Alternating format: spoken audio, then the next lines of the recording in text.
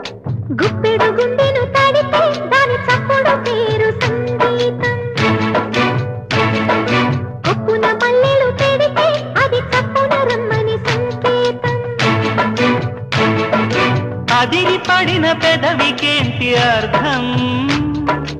అడుగుతోంది ఎదురు